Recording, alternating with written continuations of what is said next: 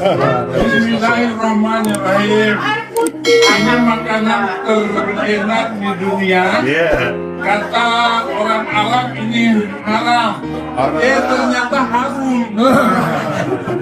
40 tahun saya dibohongin sama orang Arab. Katanya babi itu haram.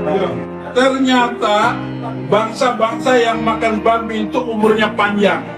Ini Menteri Agama ini harus mundur ini.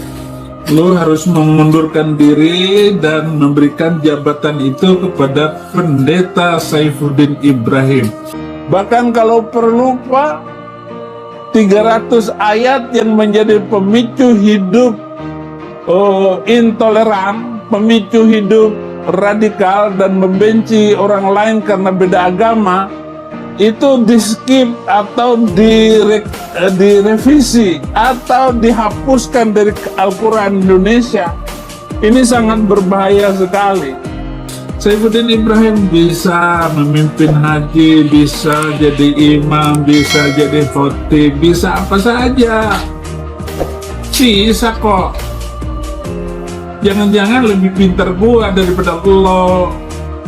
Ayat-ayat Al-Quran yang keras itu tidak diajarkan di pesantren ataupun madrasah-madrasah di seluruh Indonesia. Lagi-lagi sebuah video tentang perilaku aneh Saifuddin beredar, di mana ia terlihat sedang berkumpul bersama beberapa orang untuk merayakan Natal. Dalam video tersebut, Saif hendak memakan daging babi yang ada di hadapannya. Namun entah apa maksudnya, sebelum menyantap daging itu, Saif justru membaca basmalah. Perilaku aneh Saif tidak hanya sampai di situ, ia berkelakar dengan kata-katanya yang tendensius terhadap agama Islam, di mana Saif menyebut jika selama 40 tahun dirinya merasa dibohongi oleh orang Arab soal babi haram. Tingkah aneh Saif yang menyudutkan Islam memang terbilang cukup sering dilakukan. Sebelumnya yang cukup fatal adalah saat dirinya menyampaikan keluhan terkait sejumlah situasi kehidupan keagamaan di Indonesia kepada Menaki Akut Khalil Qaumas lewat media sosial. Dia turut menyinggung masalah kurikulum pesantren dan mengaitkannya dengan radikalisme hingga mengusulkan 300 ayat di Al-Quran segera dihapus.